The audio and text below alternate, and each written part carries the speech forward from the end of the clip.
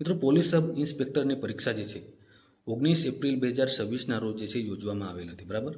તો પેપર 1ની final provisional answer key પણ જે છે ગુજરાત પોલીસ બોર્ડની ઓફિશિયલ વેબસાઇટ ઉપર જે છે જાહેર કરવામાં આવેલ છે, બરાબર.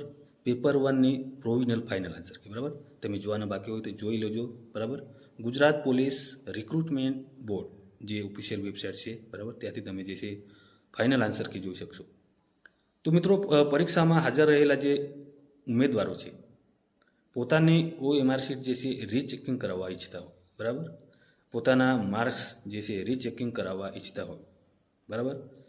પરીક્ષામાં હાજર રહેલા જે છે ઉમેદવારો છે એમના ગુણ પણ જાહેર કરી દેવામાં આવેલા છે, બરાબર. તમે ગુણ જોવા ઈચ્છતા હોય તો ઓફિશિયલ વેબસાઇટ ઉપર તમે તમારા ગુણ જોઈ શકશો, બરાબર. રોલ નંબર, કન્ફર્મેશન નંબર, જન્મ તારીખ નાખીને જે છે તમે તમારા ગુણ જે છે જોઈ શકશો. હવે મિત્રો, જે પણ ઉમેદવારો પોતાની OMR શીટ જે છે રીચેકિંગ કરવા ઈચ્છતા હોય તો તેવા ઉમેદવારોએ, બરાબર, ગુજરાત પોલીસ રિક્રુટમેન્ટ બોર્ડ જે છે નામની બેંકમાં જઈને ડ્રાફ્ટ ભરવો પડશે, બરાબર.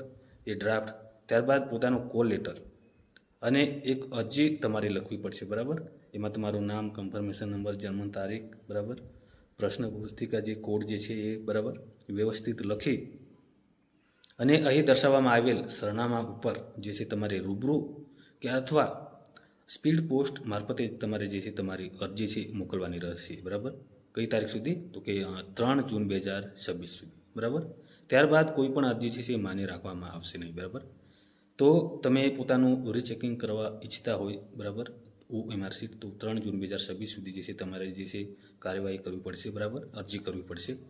ત્યારબાદ મિત્રો, બીજી બાબત એ કે પરીક્ષામાં જે કેમેરા જે છે મૂકવામાં આવ્યા હતા તો એનું ચેકિંગ પણ જે છે હાલ ચાલુ કરવામાં આવ્યું છે, બરાબર.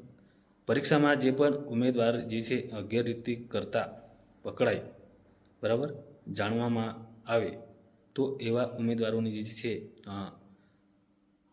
અરજી જે છે એ અમાન્ય જે છે કરવામાં આવશે, બરાબર. તો મિત્રો, તમે રીચેકિંગ કરવા ઈચ્છતા હોય તો 3 જૂન 2026 સુધી તમારી OMR શીટ જે છે રીચેકિંગ કરાવી શકો છો. તો મિત્રો, વિડીયો ગમે તો લાઈક કરજો, શેર કરજો. ફરી મળીશું નવી મેચ સાથે. ત્યાં સુધી જય હિન્દ, જય ભારત.